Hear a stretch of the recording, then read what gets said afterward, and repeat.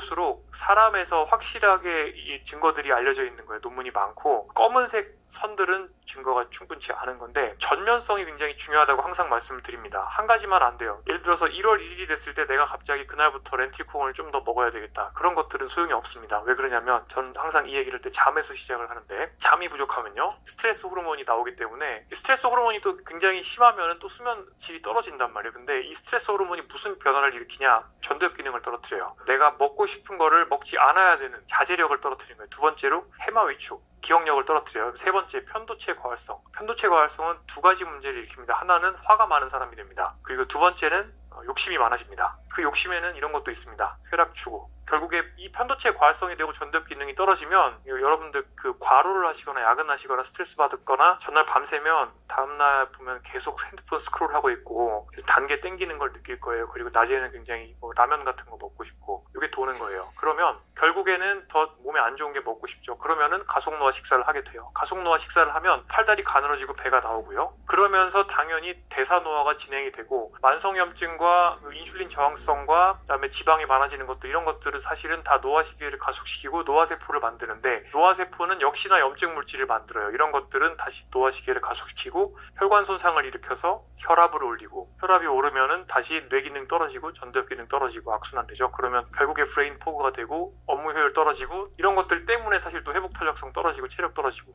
다 돌아요. 그래서 노화 시계의 바퀴가 있다고 설명을 드리고 바퀴를 빨리 돌게 만들 수 있는 인자가 너무 많은데 그중에 한 가지만 관리가 안 돼도 결국에 바퀴는 계속해서 빨리 돌게 되고 그러다 보면은 모든 것들이 망가집니다. 어쨌든 이거는 반대로 선순환으로 풀어나가야 됩니다. 이게 재밌는 건데 반대로 내가 잘 자면 다음날 스트레스 호르몬이 줄어들게 되고 그러면 가짜 식욕이 없어지고 또 예를 들어서 쓸데없는 스마트폰을 안 보니까 도파민 스레숄드가 낮아지고 이런 것들이 선순환이 되는 겁니다. 가속노화는 그렇게 바꿔야 되는 것이고요. 그래서 제가 참 불교 용어인데 이것보다 더 잘 설명할 수 있는 방법이 없어서 이걸 씁니다. 세 가지가 필요한 것 같아요. 첫 번째는 계율이죠. 정갈하게 사는 방법, 저속노화 생활 습관이에요. 두 번째는 마음 챙김, 스트레스 호르몬을 실제적으로 줄일 수 있는 방법이에요. 세 번째는 인간의 원리를 이해하는 겁니다. 인간의 원리가 결국에 우리 쾌락 적응 현상 때문에 내가 쾌락을 쫓아가려고 하면 요새 2024 한국 트렌드 보면은 왜 도파민이라 그러잖아요. 도파민으로 내 하루 종일을 가득 채우려고 하면 결론적으로 나는 화병에 걸릴 수밖에 없다. 요거를 이해하는 게 가장 중요합니다. 그래서 어떻게 하면 되느냐? 현대적인 계율은 이런 겁니다. 잘 먹기, 잘 움직이기, 마음 챙김하기, 쉬기, 잘 자기, 술, 담배 줄이기 이런 요소들을 관리를 하면 됩니다. 그러면 스트레스 호르몬이 줄어들게 되고 대사적으로 모든 것들이 좋아지고 전두엽 기능이 좋아질 수가 있고요. 자, 그래서 운동을 하셔야 됩니다. 그리고 제 강의에서 항상 강조하는 건 요거 딱 하나입니다. 영양제 사 드실 돈으로 운동에 돈을 쓰세요입니다. 운동에 돈을 좀 쓰십시오. 그런데 돈을 어떻게 쓰시느냐? 운동을 배우는 데 쓰시는데 다면적으로 운동을 배워야 됩니다. 다양한 운동을 배우시고 30대 중반 보통 한 35세 정도 되면 사람이 좀 꺾이거든요. 그때부터 근골격계가 점점 딱딱해져요. 사람이. 그때부터 여기 있는 유연성 운동을 하셔야 됩니다. 유연성 운동.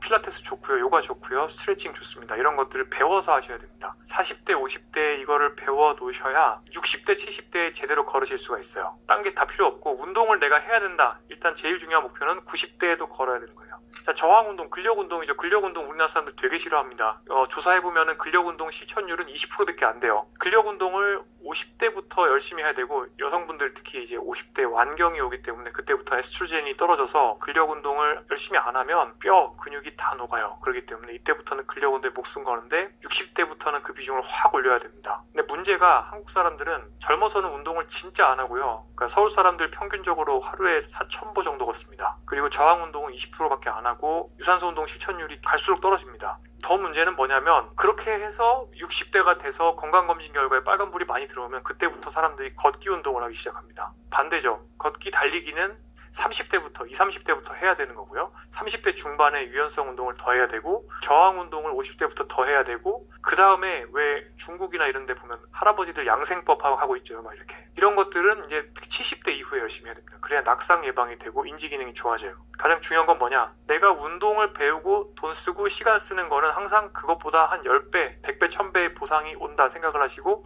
실제 그런 연구도 있어요. 내가 운동에 평생 쓴 시간보다 더 오래 삽니다. 건강 수명이 훨씬 더 늘어나기 때문에 때문에 뭐 일을 열심히 해야 되기 때문에 운동 시간을 줄인다, 그런 것들은 핑계를 대시면 안 되고요. 특히 코어, 저한테 가끔씩 30대 환자분들이 올 때가 있습니다. 너무 아프기 때문에 봐달라고 해서 오시면 30대인데 70대의 몸을 가지신 분들이 있습니다. 이런 분들이 보면은 특히 젊은 여성분들 앉아서 계시면서 끼니 거르고 단백질 열심히 안 챙겨 드시고 칼로리를 제한해야 되니까 밥은 안 먹는데 오후에 케이크 하나 먹고 그리고 또 밥 대신 스무디 하나 먹고, 이런 분들이 실은 마른 비만이 굉장히 많아요. 아마 여기 계신 분들 중에서 인바디 체지방률 30% 넘는 분들 많을 거예요. 그런 분들이 코어가 없어요. 둔근과 복근 그리고 골반저 근육과 숨쉬는 근육이 굉장히 취약해요. 그러면 무슨 일들이 오냐? 젊었을 때부터 이런 일들이 옵니다. 화병이 와요. 호흡이 얕아지고 스트레스가 많고 불안 긴장이 심해지고요. 앉아있기도 힘들고 자세가 무너지고 목허리가 아프고요. 변비가 오고요. 소화가 안 되고 위식도 역류가 생깁니다. 그리고 이런 분들은 그 상태로 이제 나이가 들면서 나이살이 새서 배가 나오면서 걷기 시작하면 점점 무릎의 퇴행성 관절염 올 가능성 증가됩니다. 그래서 운동을 아무리 뭐 다 하기 싫다, 좋아요. 근데 그래도 코어 운동은 하셔야 돼요. 그리고 가능한 한 매일 하시고 배워서 하셔야 됩니다. 그다음 자세죠. 대부분 또 앉아서 일하시다 보니까 우리가 운동을 하루에 24시간 할 수는 없거든요. 우리 몸이 우리의 습관에 의해서 만들어지게 되는데, 지금 말씀드리는 것처럼 앉는 것들, 서는 방법, 이런 것들을 습관을 잘 사용하시는 게 좋고요. 다들 이렇게 스마트폰 보면서 지하철 타시잖아요. 그렇게 하다 보면은 이렇게 된다. 나중에 흉추 후반 심해지고요. 이렇게 되는 거죠. 그래서 근데 자세가 그러면은 억지로 펴야 되느냐? 또 그건 아닙니다. 척추 중립을 유지하고 앉을 때는 C본 운동뼈 결절을 이용을 해서 이렇게 평평한 의자에 이렇게 제대로 앉고, 역시 긴장은 너무 하지 말고 어깨가 좌우로 멀어진다라고 생각을 하고 긴장을 푸는 거죠. 정면을 보고요. 이런 자세로 앉아 있는 게 좋습니다. 보면은 이제 여성분들이 코어가 취약하기 때문에 이렇게 앉으려면 배에 약간의 힘을 줘야 되는 경우가 많아요. 그러다 보니까 이게 어렵다 보니까 이렇게 앉아 있는 경우가 많죠. 그러니까 꼬리뼈로 앉아 있는 경우가 많은데, 그러면 이제 요추전만이 소실되면서 점점 디스크가 오게 되고, 그리고 요추전만이 소실되면 사실은 경추전만이 같이 소실되기 때문에 목도 안 좋아지고, 그러면은 결국에 승모근도 긴장이 많이 들어가고, 그럼 두통도 오고 또 화병이 생기죠. 그래서 자세를 하여튼 잘 관리하셔야 된다. 그 다음에 이거는 저 아시는 분들은 다 보신 적이 있는 그림입니다. 가속노화 식사. 제가 항상 말하는 게 단순당과 정제 곡물을 먹으시면 안 됩니다 얘기를 하죠. 단순당, 설탕, 과당, 액상과당, 이런 것들, 정제곡물, 빵, 떡, 국수, 감자, 흰쌀밥, 이런 것들, 그런 것들은 원시시대에 인류가 경험하지 못했던 굉장히 가공이 잘 된 혈당을 빨리 올리는 음식이기 때문에 결국에는 혈당이 인간이 커버할 수 있는 것보다 훨씬 더 많은 만큼 올라가는데, 이때 이걸 떨어뜨리려고 인슐린이 나오고요. 그때 인슐린을 맞고 이 혈당 에너지는 결국에 원치 않는 곳, 그러니까 복부지방, 지방간, 그리고 근내지방, 콜라를 먹으면 그런 것들이 생겨나는데요. 거기서 염증 물질이 나옵니다. 그리고 이제 그렇게 해서 혈당이 떨어지면 이때 스트레스 호르몬이 나오고 식욕이 촉진돼요. 그래서 점심 때 가속노화 식사를 하시면 1시간 뒤에는 되게 졸리고, 그 다음에 1시간이 지나면 배가 고프면서 팬트리에 가서 뭘 먹고 싶습니다. 그렇기 때문에 오히려 점심을 저속노화 식사를 하셔야 되는 거고요. 그런 결과로 사실은 마인드식이라는 게 개발이 되었고, 제가 여러분들한테 말씀을 드리는 겁니다. 뇌 노화 속도 75% 저감시켜주는 방법이고, 블루존 식사, 지중해 식사, 그리고 대쉬 다이어트, 이런 것 여러 가지 항노화 식단의 장점들을 모아놓은 거죠. 술은 와인 한 잔까지 허용을 하고요. 갈지 않은 통곡물과 콩, 제가 좋아하는 렌틸 같은 거, 그리고 견과류, 이런 것들을 주요한 칼로리와 단백질의 구성 성분으로 먹으면 굉장히 혈당이 천천히 오른다고 하죠. 실제로 제가 혈당 패치를 붙여보고, 그 외 요새 저속노화밥 검색하면 레시피 많이 나오는데, 그렇게 지어보면 정말 혈당이 안 오릅니다. 채소, 과일을 많이 먹고요. 사실은 과일은 갈지 않고 그대로 먹는 게 혈당을 천천히 올립니다. 올리브오일 사용하고, 생선과 가금류는 허용을 하지만 치즈와 붉은 고기는 mTOR를 액티베이션 시키니까 조금만 먹고요. 단순당과 정제곡물은 피한다, 이렇게 돼 있고, 신체 활동도 많이 하라, 이렇게 돼 있습니다. 즐겁게 나눠서 여러 사람들과 먹으라 돼 있고요. 이렇게 식사하면 굉장히 이게 좀 와닿지가 않아요. 이렇게 보시면 쉽습니다. 제주 민속자연사 박물관에서 제가 찍어온 사진입니다. 저속노화밥이죠. 잡곡밥이에요. 잡곡밥에다가 채소 반찬에 해산물 이렇게 먹는 거죠. 우리나라는 장수마을이 맞습니다. 왜 그러냐면 못 살았기 때문인데요. 우리가 60, 70년대까지 먹었던 집밥을 드시면 그게 저속노화 생활 습관이라고 보시면 됩니다. 못 살면은 도정을 못 하고요. 그리고 혼식, 잡곡을 먹게 되고 채소 반찬을 많이 먹습니다. 사르디니아 지방이나 이런 블루존들 다 마찬가지예요. 섬 지역이 많고 척박하고, 그리고 자연 항구가 아닌 경우가 많아서 이런 제주도식 이런 식사를 한 거예요. 그 결과로 그 사람들이 장수를 할 수 있었던 거라고 생각을 하시면 됩니다. 그래서 60년대 70년대 한국식을 하신다라고 생각을 하시고 항상 하나만 기억한다라고 하면 단순당과 정제물을 피한다. 주스, 콜라 이런 것을 끊으시면 제일 좋죠. 이 얘기를 하면서 제가 가속노화 얘기하면은 웃기지 마라. 옛날 사람들은 훨씬 사가 보였다. 지금 젊은 사람들이 얼마나 젊어 보이냐. 근데 아닙니다. 왜냐면은 피부 노화는 광노화가 80%예요. 그리고 옛날엔 선크림이 없었어요. 그리고 옛날에는 어려서 십리길을 걸어서 학교를 다녔기 때문에 아무리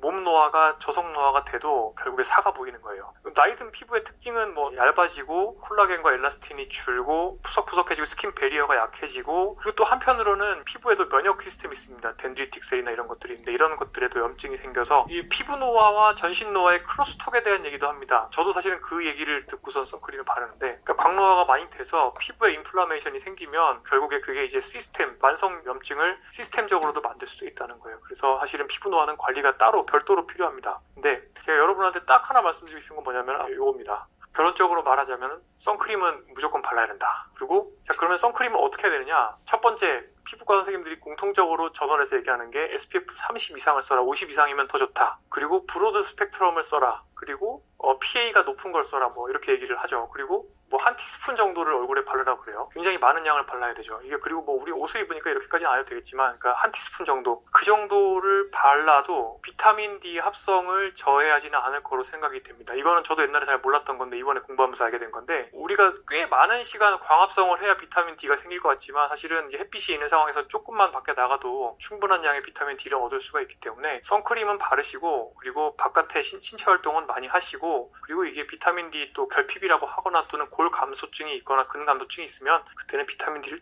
드세요. 하여튼 그렇게 하시면 되는 겁니다. 그래서 제가 옛날에는 사실 잘 몰라가지고 비타민 D 합성이 필요하기 때문에 제가 우통 벗고 선크림 안 바르고 그리고 막 2시간씩 뛰고 그랬거든요. 그렇게 하면 안 되는 거죠. 사실은 그렇게 하면 피부 노화 측면에서는 굉장히 안 좋고 그게 전신적인 노화의 크로스톡도 할 수 있는 거죠. 제가 생각했을 때는 영양제, 기타 3가지가 있습니다. 잠, 운동, 머리 비우기. 여러분들이 필요한 영양제 3종 세트입니다. 요거를 넣으셔야 되고 건강관리는 앤드류 후버만처럼 하지 마세요. 앤드류 후버만 같은 사람들은 똑같은 시간에 일어나서 똑같은 양의 따뜻한 물을 먹고 콜드 샤워를 한 다음에 똑같은 음식을 먹고 똑같은 존투 운동을 하는데요. 그렇게 하면은 인간은 그런 걸 원래 인간은 기계가 아닙니다. 그렇게 하면 스트레스 쌓이고요. 주객전도예요. 그러다 보면은 펑 터집니다. 결국에는 그 다음에 더 이상 작심삼일도 못합니다. 블루존의 원칙은 뭐냐면 사람들과 즐길 때는 술도 한잔해라. 여럿이 맛있는 것도 때로는 먹어라. 변동성이 있는 겁니다. 그 변동성 속에서 치팅도 하고 싶은 것도 하면서 전반적인 나의 삶의 지향점이 건강한 방향을 향하기만 하면 됩니다. 그래서 중용을 따르는 삶을 사시고요. 이런 것들 피하시면 됩니다. 똑같습니다. 건강과 경제자본 다 똑같습니다. 이런 것들에 많이 속으시죠. 또 뭐 코인 같은 것도 많이 하시고 근데 이런 것들을 좀 지양하시는 게 좋다. 제가 그래서 항상 돈 비유를 드는데 투자와 건강은 정말 비슷합니다. 장기적으로 투자, 장기적인 가치 투자를 포트폴리오 만들어서 하는 것과 제가 과락 말씀드렸잖아요. 건강에서 여러 가지 요소들을 과락 이하로 빠지지 않게 최소한을 관리를 하면서 나의 몸과 마음을 돌보기만 하면은 저속 노화가 되고 그리고 말씀드린 것처럼 20억 이상을 아끼실 수가 있다. 이것만 기억을 해주시면 되겠고요. 이런 걸 저는 이제 부자 시스템이라고 말씀드립니다. 그러니까 건강도 부자가 되고 돈 나갈 구멍이 점점 줄고 돈 들어올 구석은 많아지고 나의 돈과 내재 역량을 더 좋은 데 쓸 수 있는 거예요. 그 효과는 일찍 시작할수록 복리 효과가 있기 때문에 점점